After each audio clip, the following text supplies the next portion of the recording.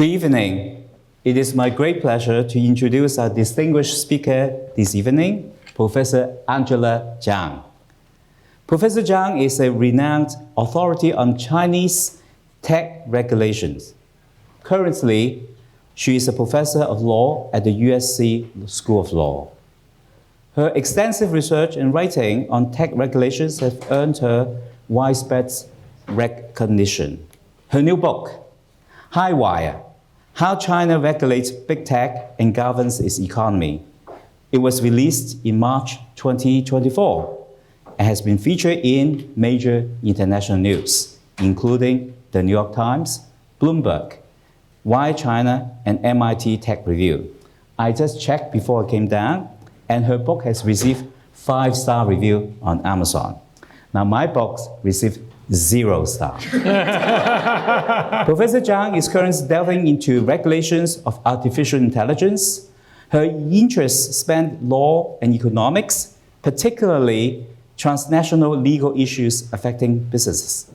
Her work has been published in prestigious international law reviews, such as Harvard Law Review, Yale Law Review, and Stanford Law Review, as well as many peer-reviewed journals across different disciplines.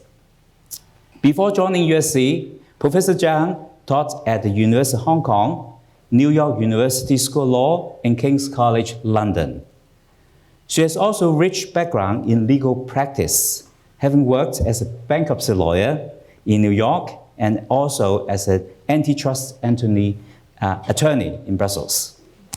Professor Zhang holds an LLB from Peking University and an LLM, JD, and JSD from the University of Chicago Law School.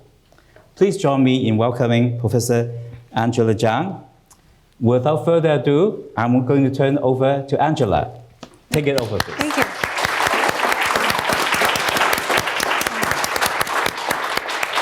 Thank you. It's a great honor for me to be here, and particularly want to thank my dear friend Chris Tang for inviting me, and also Michael for having me here for this wonderful event. It's a beautiful venue, and it's actually, I just arrived at Los Angeles a month ago. And it's wonderful to travel to my neighbor's school and admire beautiful buildings, and also realize that there's this kind of really cool events between law school, the joint event between law school and business school. So I so envy you guys. So I do think that it couldn't be a better time to talk about global AI regulation. And there's a lot going on, just in the past couple of weeks. And so I think we're going to have a very fun discussion tonight.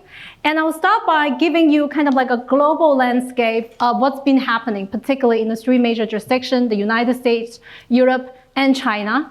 And then we will have to touch upon geopolitics and AI regulation because it all features so prominently in the news these days. And then I will talk about what I perceive as the biggest obstacle in AI regulation. Okay? Let's start with the global landscape.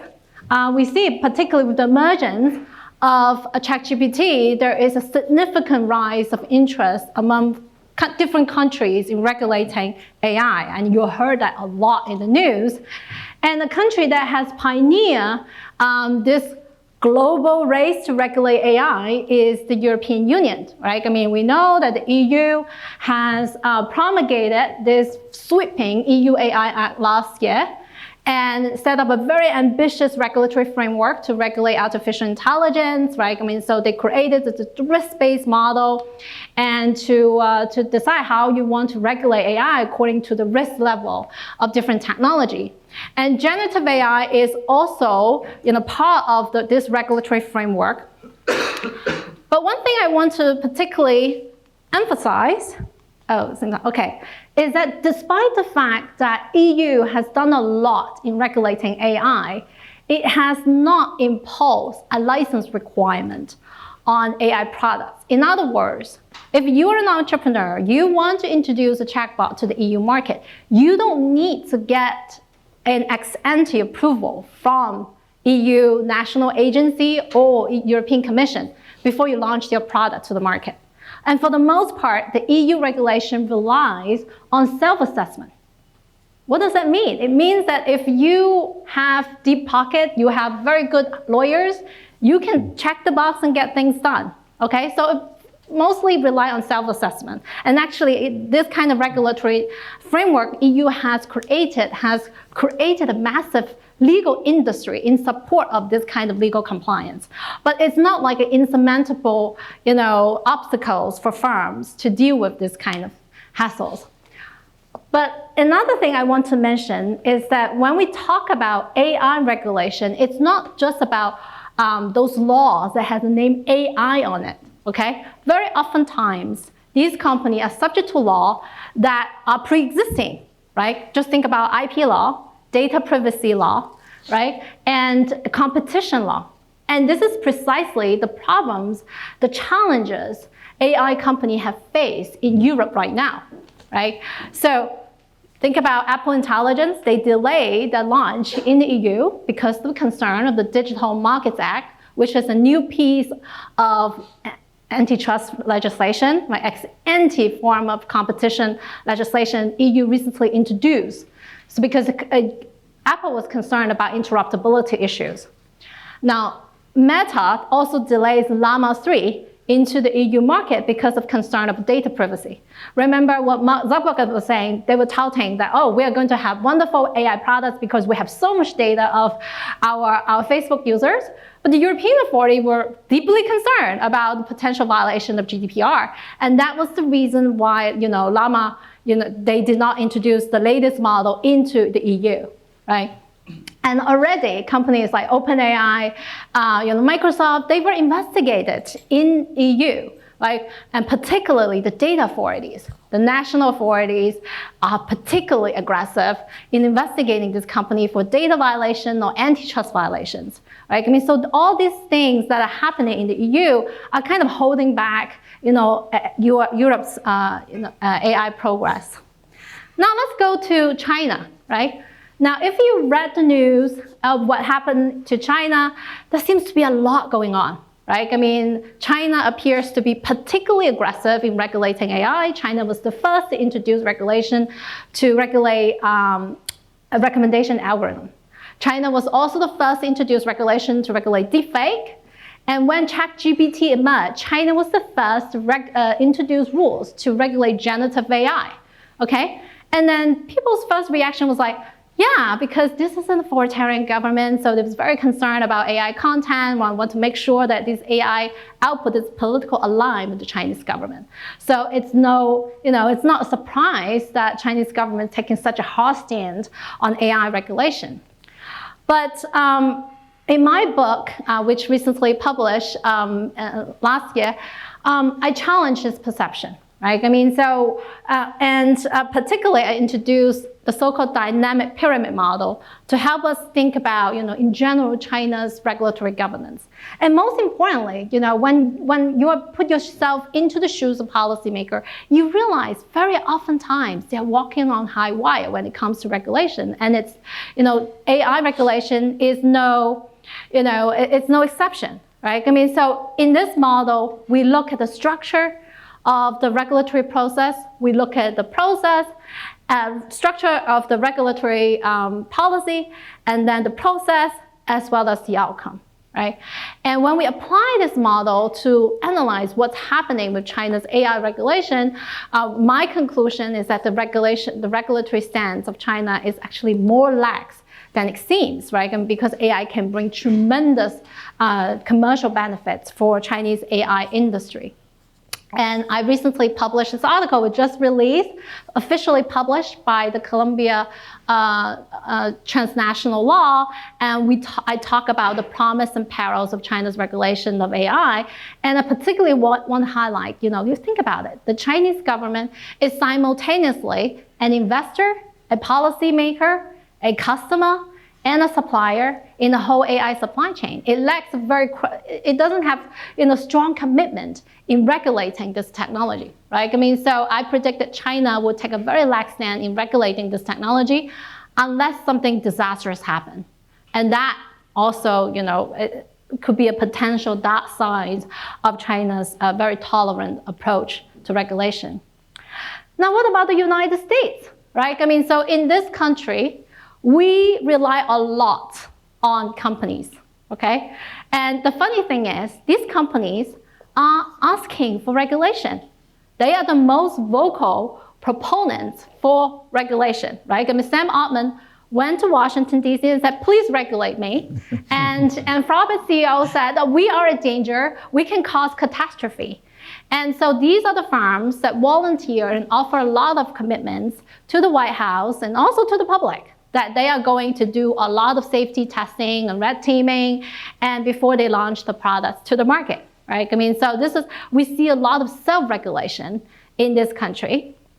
And we also see that, in the last administration, the Biden administration, it introduced a sweeping executive order and trying to impose some, I would say, minimal transparency and monitoring requirements on the AI firms when it comes to AI safety. But even that minimal requirement was completely scrapped, by the new administration, right? I mean, when Trump came in, I mean, the first day, he just tear it apart. And then he released his own executive order, and which is really vague and it's very symbolic, okay? So at the federal level, I think we should lower our expectation that our government is doing much to protect our AI safety, okay? Chances is just not going to be anything. But at the state level, we already seen, different states, particularly California, has been very active in promoting AI regulation, right? I mean, last year there was this bill, SB 1047, that was very close to getting passed, but eventually, it was denied. Right? I mean, but already caused a lot of discussion among the AI safety community about how California might potentially take the lead in regulating AI, just like how California have done with the data privacy regulation, right? And, but one thing I want to highlight is that despite the people's common impression that the United States is not doing anything with AI regulation, I should highlight a bright spot is that the US has a very decentralized regulatory network, okay? So despite the fact that you say the federal government is not doing much, the state government has very little power, but you have a very strong plaintiff's bar, right? So there's a lot of private litigations going on, particularly with IP lawsuits, right? I mean, the biggest lawsuit is New York Times lawsuit against OpenAI and Microsoft. There's billions of dollars at stake. There are currently over 30 litigations pending in front of US court, query how these cases will go. But you can see, at least the plaintiff's bar, the private enforcement is very, very active in the United States, okay? So here is this very broad overall regulatory landscape. And then we have to go about towards talking about geopolitics, right? So although the fact that the United States is not interested in regulating its own company, it's very interested in regulating other countries' companies, particularly Chinese companies, right? Now, if you ask yourself, like in the past 5 years, during the Biden administration, how many hearings we have, congressional hearings that we have, we are interrogating these tech CEOs and Mark Zuckerberg, all 5 of them, all the gamma were in front of congressmen, and it's like very high profile hearings. There's tons of bills that were introduced. How many were succeeded in getting passed? Tell me. 0? No, there's 1. And that was the bill against TikTok, okay? And so the United States, so far, has not introduced at the federal level any meaningful regulation to discipline the big tech, whether we're talking about antitrust or data privacy. And all the minimal laws it has introduced is all directed against companies from China, okay? And this is the small yard and high fence approach under the Biden administration, and now I call it a big part and high fence because it's gradually expanding and with no limit, right? But what I want to say is the more I study the United States, because now I moved here, I got very interested in this country, the more I see similarity between what the America is doing with what China has been doing, right? I mean, the regulatory governance approach is actually strikingly similar when it comes to issues relating to foreign policy, right? In the Chinese system, I said it's a hierarchy because power is very concentrated at the top. In the United States, when it comes to matters related to foreign relations, a lot of power was concentrated with the executive branch. And you see that very clearly in the past month, right? I mean, since Trump came into power, right? But obviously, this kind of governance system has predated Trump and even predated China's rise, right? People like to say that there's an imperial precedent when it comes to foreign relations. But this issue has never been more prominent now, right? Because the China policy was so important in the US politics, right? And then you see a lot of volatilities with the government's process, right? I mean, just yesterday, there are so many flip-flop, and then the flip-flop about TikTok, right? I mean, so we would expect when you have very concentrated power, it is bound to lead to volatility in the policy process, and it's bound to lead to fragility in the regulatory outcome. Okay, and the most striking example is DeepSeek, right? I mean, DeepSeek, how did DeepSeek emerge is precisely a direct response to US export control on the advanced semiconductor chips to China, right? I mean, because these Chinese AI industry were not able to access the most advanced NVIDIA chips, so they have to try very hard to get around this restriction and trying to be very frugal with the use of the computing resources. And as a result, they come up with a much more efficient AI training model, right? I mean, so I wrote 2 op-eds already since the DeepSeek incident, and the second op-ed, Will DeepSeek Upend US Tech Dominance, was just published today.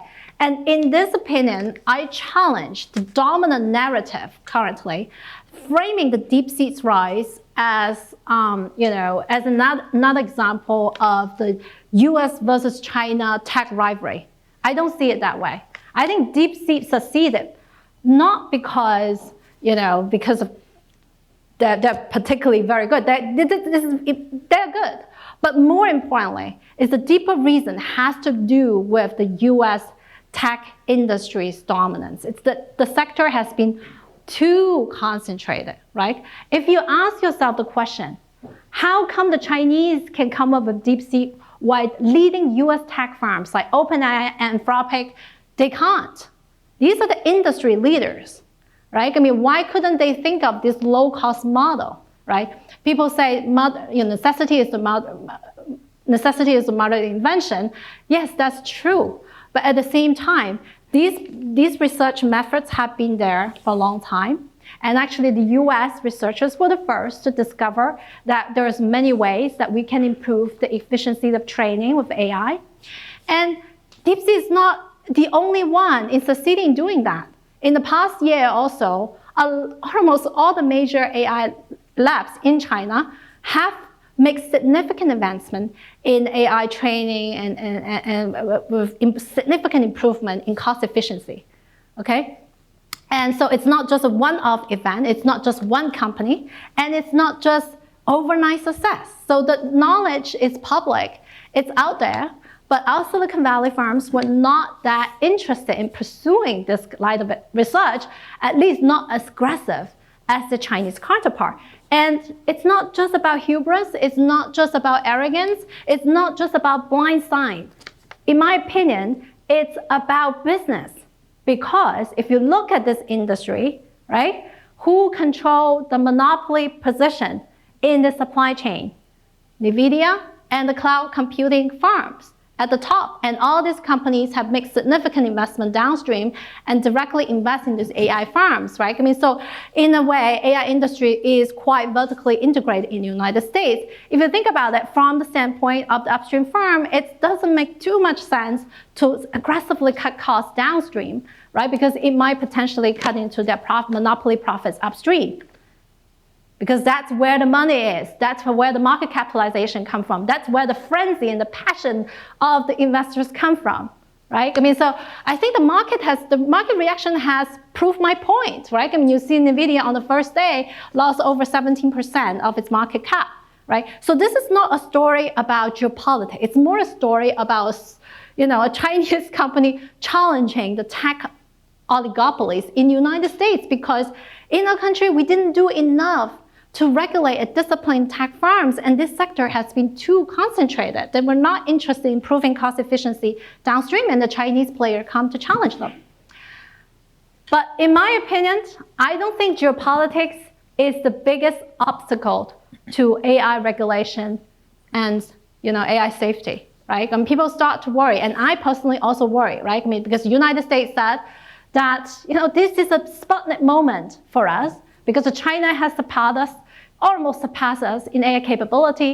They are copying our data. They are getting so fast, right? I mean, we need to catch up. We need to do more, and we need to further relax our regulation. And people start to worry in the AI safety community that the United States and China will race to the bottom, and everybody else will do the same. They're not going to do much about this. But I disagree, okay? The main reason I disagree is if we think about what happened during the Cold War, okay? Even during the Cold War, the United States and the Soviet Union were able to reach agreement on how to control nuclear weapons, okay? Even the fact that they hate each other, they're almost at war with each other, they were able to reach arms agreement, okay? Because we know this thing can kill us. We know exactly how nuclear weapons work. So in my opinion, the biggest obstacle to AI regulation is not geopolitics. It is the fact that we don't know about AI that well, okay? How does the generative AI movement start? It starts from the godfather of Jeff Hinton, who just recently won the Nobel Prize in physics. He came up with this bizarre and now turned out to be brilliant idea that we can train our AI model after the neural network, like our brains. He built the architecture and teaches us how we can, train our AI model. But we don't really know how the brain works. The brain is the most mysterious organ in our body that so far scientists know very little about. We know so far that how this learning architecture works. We know we feed them with a lot of data. We feed them with a lot of computing power. And somehow it just turned a beautiful poem, beautiful essay, right? It just works. That's the magic of ChatGPT, why it suddenly become so popular and so successful. But we don't know how this thing actually works. And that's a scary part. And that is precisely what led to a lot of controversy and debate in AI safety, right? So there's 3 leading computer scientists in this AI world. We have Geoffrey Hinton, and then Yann LeCun, and Yoshi Bengio, okay? And among these 3 people who won the Turing Award, there are 2 people who advocate for strong protection of, strong regulation of AI. But Yann LeCun disagreed. He repeatedly said that AI is dumber than cat, okay? And while Geoffrey Hinton said, AI is starting to have conscience. We are lacking control. This thing is getting out of control, right? Already, when ChatGPT emerged, remember, the 50 scientists wrote a petition letter and said, we should stop this. We should suspend this. And by the way, Elon Musk was one of the person who signed on this, although now he turned his back against this letter and now he started his own XAI, right? So who should I believe? I don't know. So this is the scary thing about the unknown. But what we know is that we are starting to see signs that this thing is indeed very hard to be controlled. But particularly when we see that the more and more advanced AI model, the most recent AI models, we're talking about the 01, OpenAI's 01. Now OpenAI has 03 already. But when researchers look at OpenAI's 01, they start to see a lot of scheming. Okay, the scheming means the AI cheat. So you tell AI that you play a chess game against a very powerful chess player, and the AI will start to hack the system instead of playing the game. When you give instruction to 01 that you need to do certain tasks, and they will start to hide the capability. They start to play dumb, so you don't see its capability. Okay? So we are starting to see a lot of scheming from 01, and we don't know how much further it will go. Now, some of you will say, how about we just control it? How about during red teaming, during safety testing? We tell the machine, you cannot scheme, you cannot cheat, you need to behave, okay? But for those of us who learn about contracts, right, our law students here, they will tell you, no contract is complete. Contracts always have a hole. Whatever instruction you give to the contract, whatever instruction you give to the machine, there will always be holes, the contingencies you cannot anticipate. And that's the dilemma of AI alignment safety, because of the incompleteness of contract. And just think about in one day, AI surpassed human intelligence. They have already did that in many respects. I think AI writes much better essay than I do already, right? So just one day, very soon, when we see proliferation of AI agents all over us, and they surpass our intelligence, how are we able to control something that is smarter than us? We try, okay? So starting in the UK, in London, there is this AI Safety Summit. And then in Seoul, there's another one last year. And then this month, there will be a big AI party in Paris. So everybody in the industry trying to get together and start talking about how we can improve AI safety, how we control this thing. But I would have to say, we need to lower expectation. Because first, we don't know how this thing works. Not to say how we want to regulate it. We see government have done a lot. They seemingly have done a lot, and particularly the EU. I have great respect for the EU officials for making the pioneering efforts in trying to understand and how to regulate it. But I want to remind ourselves that we are at a very, very preliminary stage in trying to figure out how to regulate these things. And I will welcome your questions, comments, feedback. Thank you. Thank you.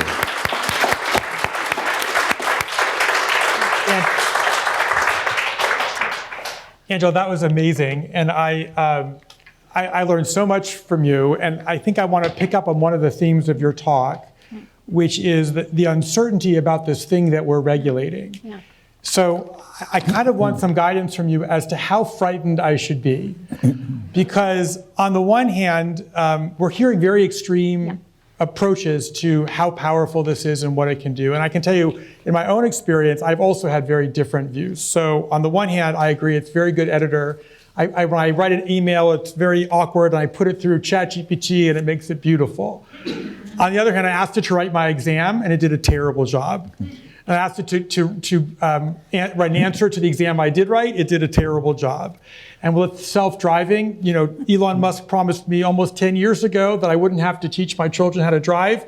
Now they both have driver's licenses and they still have to learn. Although yesterday, I told you this, yesterday I did ride in a Waymo for the first time, and I'm still here. So maybe it really is very good, but although the Tesla version doesn't seem very good. So I'm just trying to figure out, is this HAL? Is this the thing that's going to kill us? Or is it Jarvis that's going to make our lives really easy and we'll sit on the beach drinking pina coladas? Or is it neither of those things? Is it really so inept that it's going to be a decade or more before we see the kinds of promise that we're both worried about and excited about? So how good is this, or how powerful is this, and how worried should we be? I think we should be worried, okay? Uh-oh. Michael, so... I was hoping you'd say something different. I am a super healthy person. I don't drink, I don't smoke, I exercise every day, I sleep very well because I want to have a long life. But since I started teaching this and studying this, I was thinking, maybe it's no use, Oh, no. I completely changed my risk profile after this. Maybe I should start drinking and even smoking marijuana. It is legal here, no worries. That's right. Because life is short, Look, just think about it in insurance, right? If we predict the outcome will be catastrophic, okay? It's going to kill us. It's an existential risk. Even if it is a 1% or even 0.01% of chance, I think we should take serious action and consideration, right? Because the consequences is disastrous. But unfortunately, I think right now, government, this is not the priority of the government. And I understand why, right? I mean, because there's enormous commercial benefits with AI in industry development, and particularly in certain areas like healthcare. AI could be a force of good. It could develop new drugs, and that's what, once, the Google DeepMind people, Nobel Prize in chemistry, AI can cure a lot of disease, right? So when you are a policymaker, you are walking on high wire. You're trying to balance the pros and cons, right? On the one hand, this thing can kill us, but we don't know when what happened, how will it happen, how disastrous it is. But on the other hand, you see immediate benefits of AI in many industry sectors, right? So I think that, I don't know what is the good answer for that. And actually, this is the question I would want the student to think about. I mean, there's no easy answer, no easy solution to that. But at least we should start to pay attention. Just think about how you buy insurance. How much money would you be willing to afford, pay for your insurance in case of wildfire in California, right? Very good, Angela. Well, you paint a rather green picture. Can we have something more positive now? Now, you may raise a very good point, a very insightful. You say, well, things are very complicated. We still don't understand how it works. Then how do you regulate? If you don't understand, how do you regulate, right? So, having said that, but there is another way. So, for example, right now, if you look at Meta's Llama is open source. The DeepSeek is open source. By opening up the box, rather than open AI, more scientists, more people will have a better understanding. Because right now we don't understand. With better understanding how the thing worked, would that lead to a better understanding how to regulate or how to tame the lion, if you will? Would the open source openness would actually could enable the bigger group of people around the world, someone smarter, maybe using another AI to figure out how to regulate this AI. Would that be an approach in terms of starting from the fragility and go back to some kind of structure using this kind of crowdsourcing, if you will? So what do you think of that? Right. I mean, you touch on exactly the hot button issues of open source AI models, right? I mean, in this country, there are already bills starting wanting to ban DeepSeek, right? I mean, but DeepSeek is already being used, right? I mean, it's open source and everybody can download it. And the big question is, this kind of proliferation of the open source models, would it add marginal risk, additional risk to AI safety? I think there is kind of a consensus among the AI safety community that it could. The reason is because you lower the entry barrier for everybody to use AI, including, of course, for good people, but also for malicious use, right?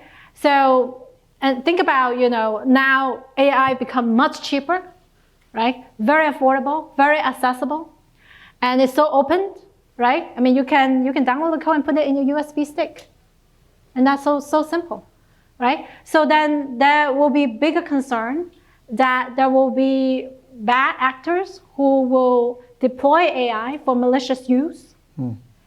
And so that actually is a bigger and a more urgent issue right now about how we can better regulate open source models, because we see great promise with open source models because you democratize AI. So AI is no longer in the hands just a few tech giants in Silicon Valley. This will inject more competition in the AI industry sector, which is precisely what DeepSeek does. So for the most part, I think DeepSeek is great for the US tech industry and for the global AI industry as well. But it does come with a cost, a potential hidden cost of increasing AI's risk. Yeah. Absolutely. If I may, just a follow-on question. There is a big debate on the AI community and also business community. There are two camps. Then one camp actually use a metaphor that maybe AI development is like the Manhattan Project. It should be kept secret. Yeah. If we kept secret, then no one knows how to make the nuclear bomb. Then in the case, you have better control. Now you open it up, then maybe too risky, right? So that is another side.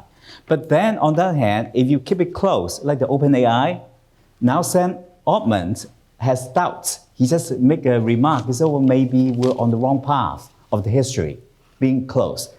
But then this is the dilemma. If you close, then one side, there's a winner, monopoly. So in the case, there's really no one knows how it works. There's no regulations. It's not possible, right? Because no one knows how to work. So but it's open, then there's also the bad actors to make it risky. Yeah, right. So like your book, High Wire, how do you balance the risk? Then from the legal perspective, would regulations even possible? It's extremely hard.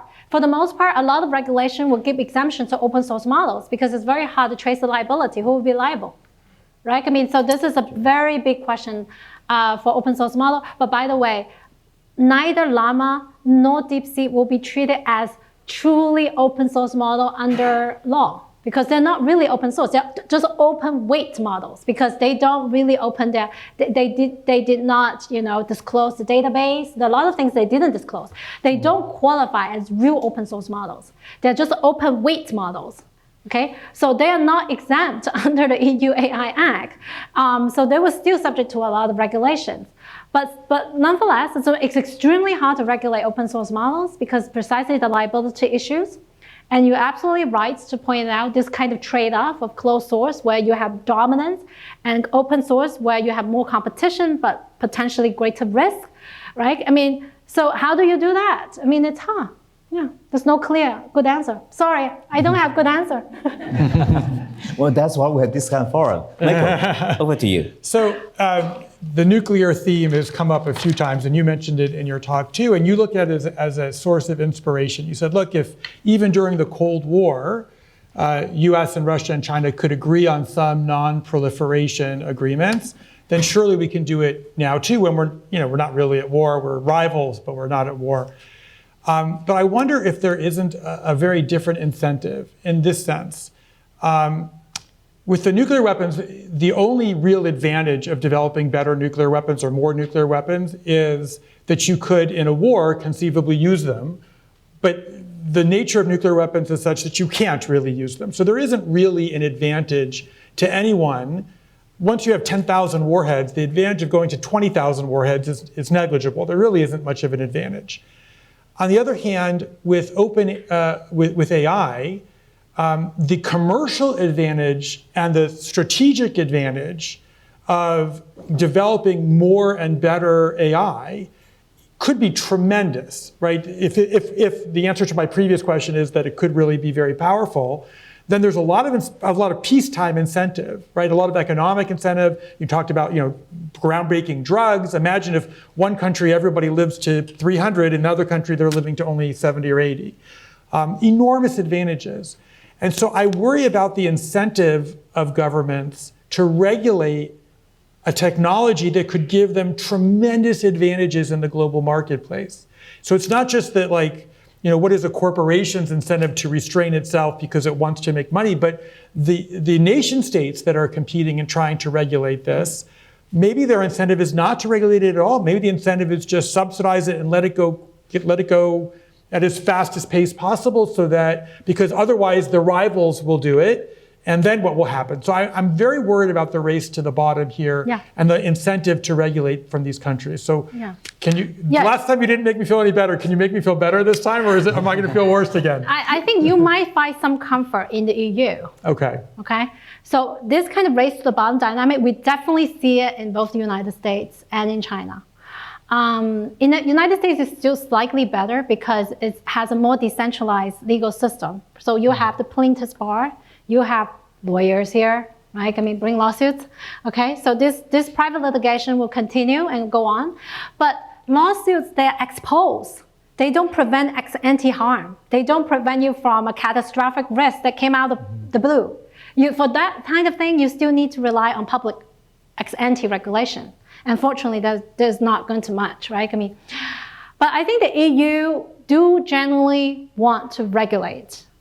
And despite the cost they have to live with, despite the fact that Llama is not introducing the open source Llama model into the EU market, Apple's delaying Apple Intelligence, EU, they are fine. They want to live with that. because they care deeply about human rights. They care about safety of their people, their own culture, their values. They are willing to put up with this.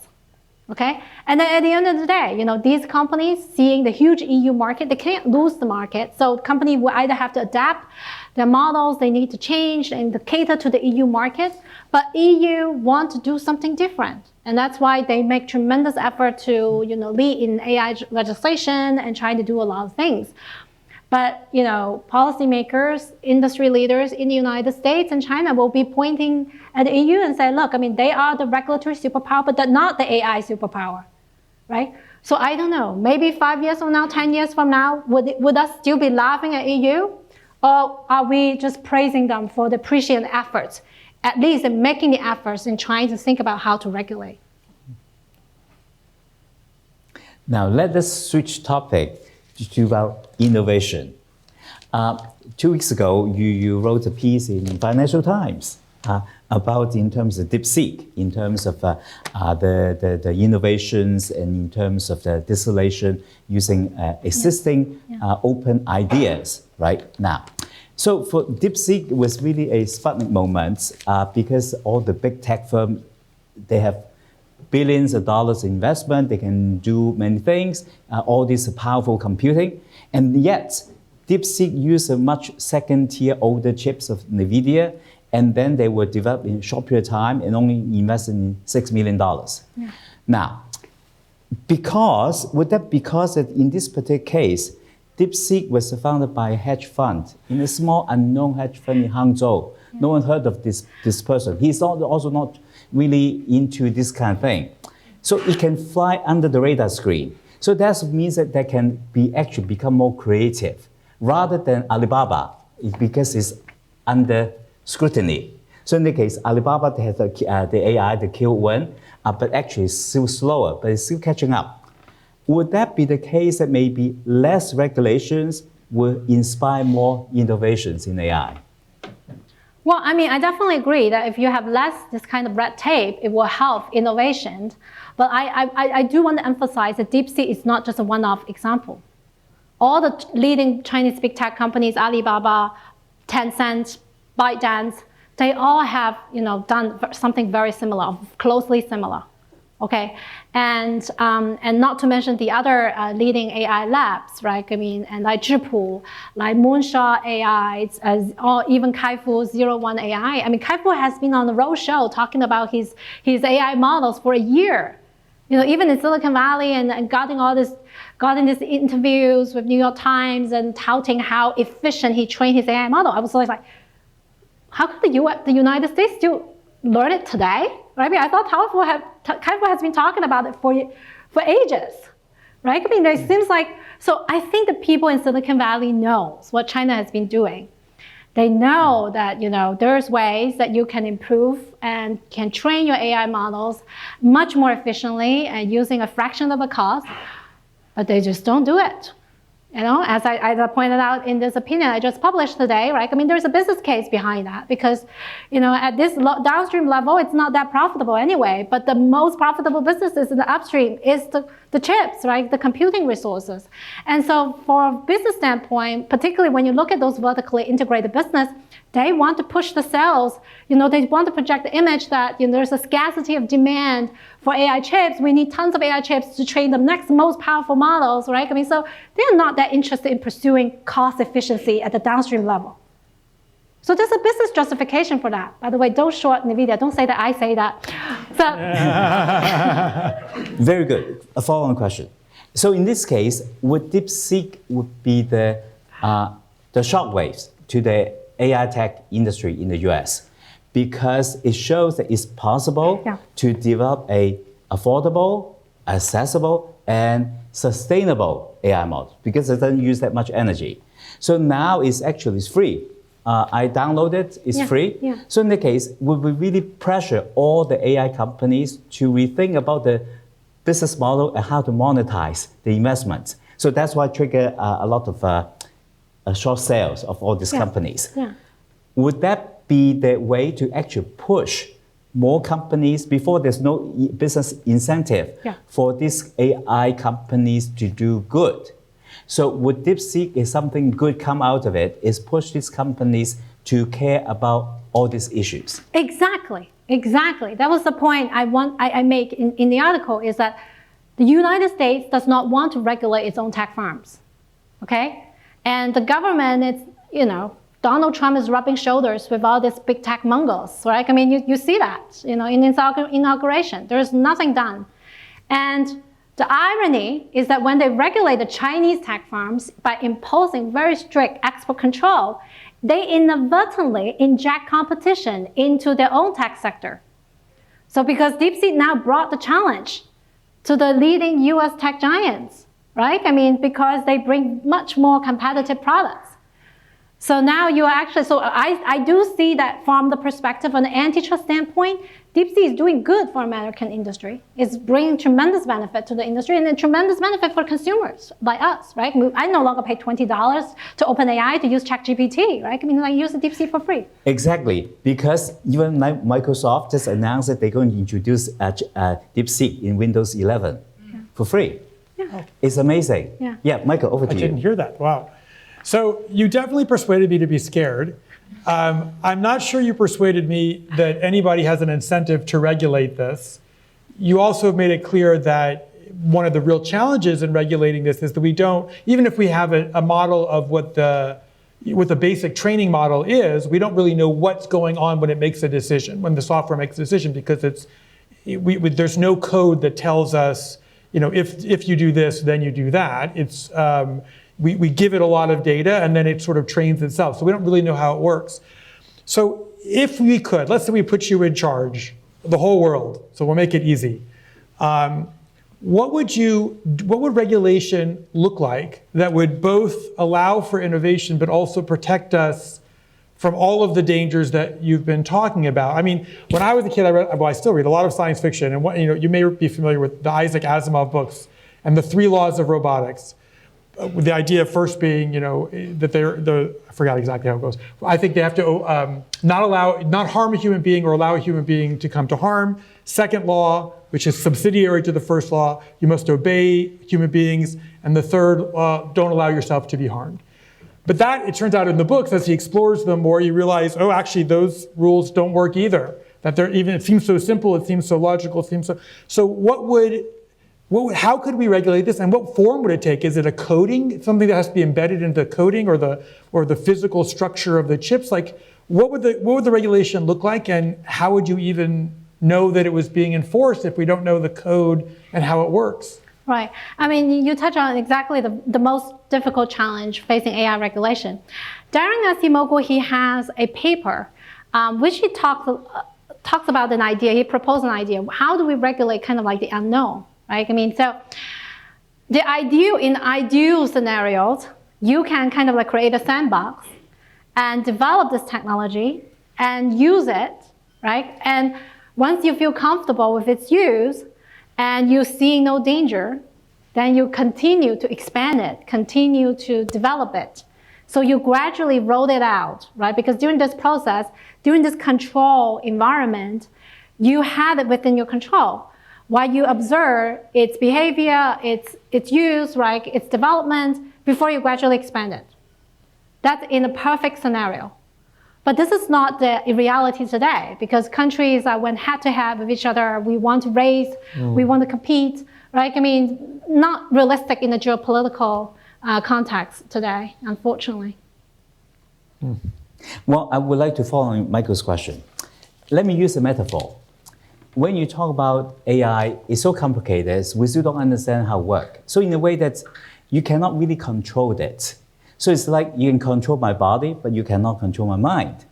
So in terms of AI, it's difficult to control the algorithm inside the box. It's so complex.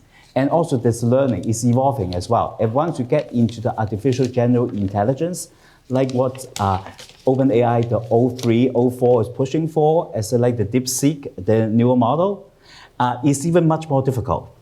So therefore, instead of regulating the thought process of AI, is there any way to regulate the action, the outcome, the recommendation? Like for example, you cannot control my mind, but then if I harm you, you can sue me, right? It's an action. Is there any way to regulate the harm that's due to the action, not the thought process? That means I can have evil thought, but you cannot sue me. But if I harm you, you can sue me. Would that work? This is a tough question. You're the lawyer. You tell me. This is product liability issues, right? I mean, when the AI product has resulted in harm, right? I mean, who should be held liable? Should the users be liable? Should the model developers be liable? And what about the app developer, right? I mean, so it's a complicated legal questions. I think, I mean, with all the answers, it depends. Okay? That's always the right answer to a legal question. That's why a lawyer's job never ends. We're not stupid. We know how to keep the billable hours coming. Angela, Chris and I could keep asking you questions forever, but I want to give the students a chance to ask questions as well. I think we're about that point in the hour. So if you guys have a question, please just come up to the microphone if you would, so that our audience can hear you. And I think Chris is going to regulate who's going when. Yeah, please. Come and join the microphone and introduce yourself. Yeah, whether business school, law school. So like AI leaders like Sam Altman, like the people that are asking for regulatory oversight, do you feel like that actually is coming from an altruistic place, or is it more just to have a space to say like, it wasn't our fault, like we're in compliance for this. Like, you're really asking a legislation that just like they did for social media, they don't really understand the technology. So like how good of a job are they gonna really do in terms of regulation? The other one, I guess, like you're talking about valuation, you're like all these places like NVIDIA, like kind of pooping the bed as it were. The whole industry seems like the people that are most promoting it and saying that it's a value are the people that stand to benefit directly from it. And so from that, again, I guess that narrative of like, oh, this is really important, says the guy that, stands to earn a lot, like if it does go well. So I wanted to get your thoughts on that. And, I guess the other narrative is like, it's been well reported that compute and like chips have been smuggled into China like pretty easily. And so really we all just have to rely on the narrative that like, oh, this was an inexpensive, lightweight thing that we had to develop through necessity, which makes sense, but we're kind of trusting that narrative, and not that they which funny, like they stole from OpenAI, or if they just had more tech than they're like willing to let on. So thank you. Okay. I might forget all three questions because I think the first question is about, whether they're genuine lobbying for regulation. Yeah. So George Stigler, a great economist, has a very famous paper called A Theory of Regulation. The basic idea is the firms actually demand regulation, okay?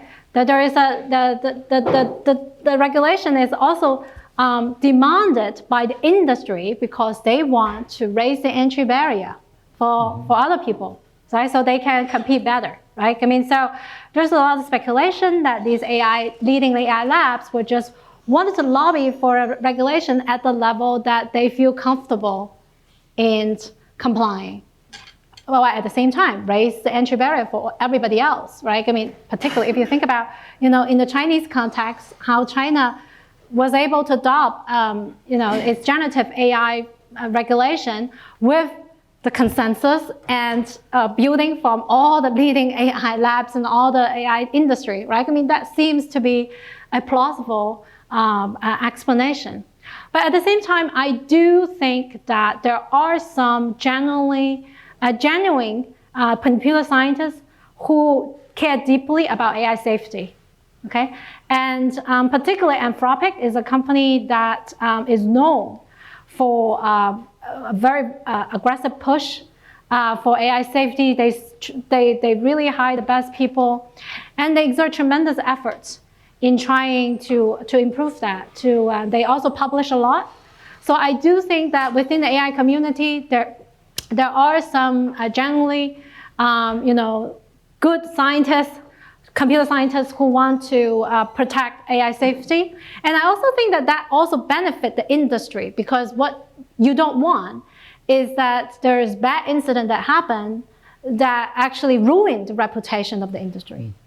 right? I mean, so from that standpoint, even from OpenAI, from Anthropic or Google, they all have a stake in this game, right? I mean, they don't want, a bad actor that ruin the reputation of the whole industry. So they do have, an inherent stake in trying to improve, okay? I think in the op-ed I published today is that how much of this AI wealth is bubble, right? I mean, it's creating by the people who said, it's built on the scaling law that we believe that the more computing resource you put in this AI model, it's going to train the next most powerful AI model. We believe in that. And so we are buying NVIDIA stocks, which have been 10 times more expensive. I wish I invested more. And but DeepSeek just fundamentally challenged that. And you wonder, why didn't the Silicon Valley firm did earlier? Okay? And the third question that you asked is about the export control restrictions. It seems to have a lot of holes, right? There's a lot of smuggling of chips. I mean, from the start, we know this thing is going to fail. Whenever you have export restriction, it's bound to fail because there will be a lot of arbitrage opportunities, and we have seen this repeatedly in history. Well, and then it's not going to work. The only thing that is really holding China back is the banning of the chip equipment, the ASML equipment, the EUV. That is something really holding back China's AI development, not the chips, right? I mean, there's always ways to get around it. It only raised the cost for Chinese firms to access chips. It doesn't prevent them from accessing them. My question is, what keeps you up at night more, climate change or AI safety? Very good question, neither of them. I mean, that works too. It's probably the right answer. It's what keep me up. Let me be very honest with you. What keeps me up at night is whether my daughter will still likes me. Yeah. Whether she's willing to talk to me on the phone since I'm not here. Okay, I'll rephrase it. What worries you more, climate change or AI safety? Well, I mean, we all suffer from availability heuristic, right? I mean, we just suffer. I just arrived at Los Angeles, and there was a great wildfire. So, I mean, this seems like a more immediate risk that I need to handle, right? I mean, so I would say climate change. Okay. Okay. Thank you. So I know you guys kind of talked a little bit about how you can kind of stem the harm that may come from AI. And one kind of interesting thing that I have observed off of just this whole like DeepSeek thing going on is that, so the current version of DeepSeek that you can install on your phone, if you ask it, I won't get super duper political about it, but if you ask it with certain terms, things that it is specifically programmed not to say, it'll like kind of generate the thing that it is not supposed to say, and then it'll immediately backspace it.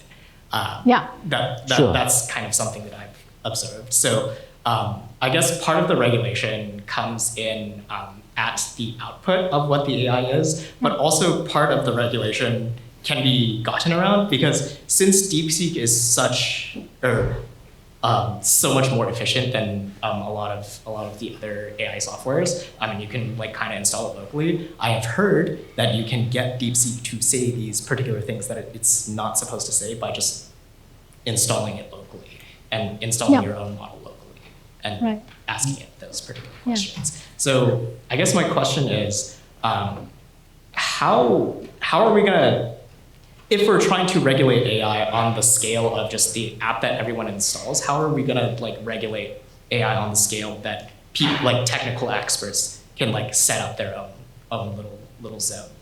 Right.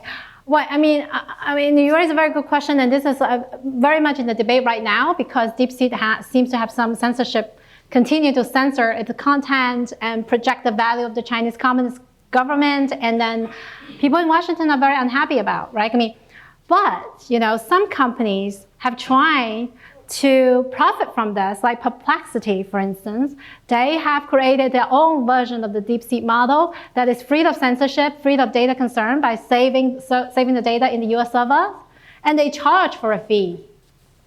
Okay, so it seems like that, you know, there's always a market solution to this problem that you need to worry about, right? I mean, but if a consumer deliberately still choose to use the free version of the DeepSeek, I think there's very little, you know, the government can't reach that far, right? I mean, so even with the US government so far, it hasn't banned DeepSeek from the App Store entirely, right? I mean, it's only banned it for military use, right? I mean, so it looks like that the government is still very pragmatic. They understand, you know, Goldman Sachs use DeepSeek. You know, there's ways to get around to mitigate the problem, right? We are talking about mitigation. It's not like national security, there's zero-sum game, right? Like a 0 or 1. We have to ban it. But there's a solution to get around it. So my question is gonna be like, we talk about a lot about the dangerous side of AI.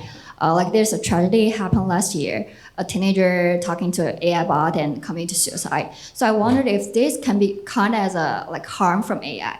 And actually, I think AI has nothing involved in this. Like they involved, but they don't have intention. So when we talk about AI regulation, is that more about like regulate those developers' direction or like humanity in depth? Yeah, that's my question. I mean, this is an excellent question. I actually written about this with my co-author Alex Yang. So I call it, this is the tech blind spot, right? I mean, so the incident you mentioned is like the characters AI chatbot services caused a young teenager committed suicide, 14-year-old committed suicide after interacting with the character AI's chatbots, right? I mean, should we regulate it? 100%, right? I mean, character AI is not making like super duper innovative product here, right? I mean, how do we make the trade-off between innovation and regulation, right? I mean, we need to look at innovation according to different phases, right? I mean, the most innovative part is the invention part, and then is adoption and diffusion. What character AI has created, this chatbox, is more at the diffusion stage. And this is a point where there's very minimal innovation. Actually, character AI is just founded by several people who left Google. They're still using Google's model. There's very little innovation there. And regulation should definitely intervene. But unfortunately, in this country, they did nothing to regulate this, right? I mean, there's a huge incident that should raise alarms among our parents. So that's why we, you know, last year, the book that was getting sensational review is the book about saving our children from social media. Mm-hmm. Because our government is not regulating this kind of social media apps and these AI products, we need to turn to self-help as a parent. I mean, I'm an anxious mom and I have a 10-year-old and a 6-year-old. I'm worried about AI safety for my children. These are more immediate harm. My question is most about the regulator capture risk in AI regulation. You just mentioned that in US AI industry, many companies are just yearning for more AI regulations. So I'm just wondering, AI technology for the users and for the government is like a kind of black box, which means that this company can attain superpower, which was just beyond our ordinary people thinking, and it can be very hard to understand by the government.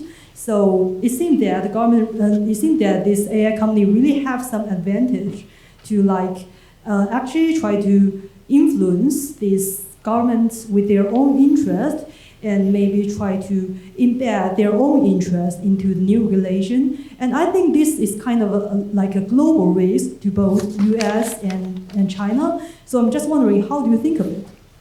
Yeah, definitely, right? I mean, we're seeing this now, right? I mean, with the whole Silicon Valley turning to Trump, to curry favor with Trump, and completely shift the gear. And that is so unprecedented, right? It looks like Bill Gates is the only one who's making sense now. And then everybody else that has rubbing shoulders with Donald Trump, even Mark Zuckerberg, right? I mean, so, and you're absolutely right that these firms, on the surface, they lobby for regulation. They went to Washington, D.C. and said, please regulate us. But when California introduced the SB 1047 last year, they were so afraid. They all oppose regulation, right? I mean, so they only want the type of regulation they're happy about, they are comfortable with. But they don't want the type of serious regulation that could tie their hands. And they're definitely doing their best to curry favor with the politicians. And by the way, drumming up the threat of China national security, right? I mean, the rise of DeepSeek and the rise of TikTok, I mean, these are all wonderful examples how, Silicon Valley is now playing the national security game in order to protect their own territory. Angela, thank you so much for sharing your really deep insights this evening. Just to recap that I was listening carefully. So I learned a couple of things that really dawned on me. That is, relative speaking, we thought that we have more lawyers in America than EU. And yet EU is actually in the forefront to try to really find ways to regulate AI in a more civilized manner, if you will. Now, then you also learn from you because of the self-interest of the business side, and the incentive for US to regulate AI in an appropriate manner is questionable. That leads to the next future forum for us to discuss. What will happen to the $500 billion investment on Stargate? Yeah. To be continued. Thank you.